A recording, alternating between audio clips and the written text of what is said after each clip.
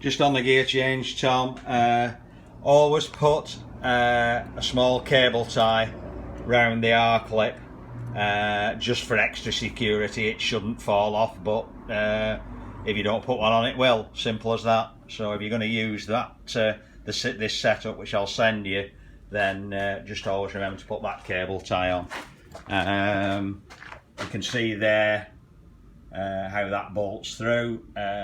Spring washer between the rod end and the gear lever just allows that to swivel about without catching on anything.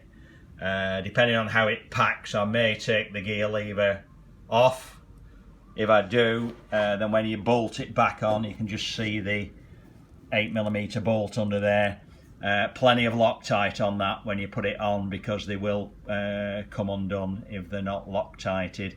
And just where stuff's tied, so the hydraulic hose out of the slave cylinder holds on with 3 bolts, so I'll leave the hoses connected to that, but it will probably be disconnected from the engine, so that all you will have to do is bolt that up. You shouldn't have to bleed it again, but who knows, with shipping, with things being sort of tipped upside down and what have you, you never know.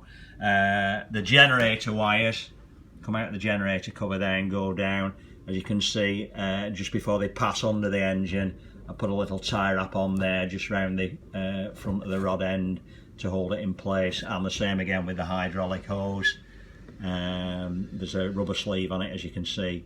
Tie wrap round there onto the bracing bar for the gear change, and then it goes off up behind the gear change up to the column. And if I just walk around the other side,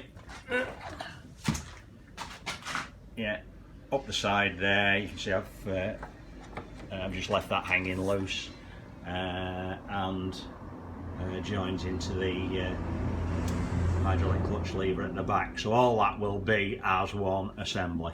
Okay.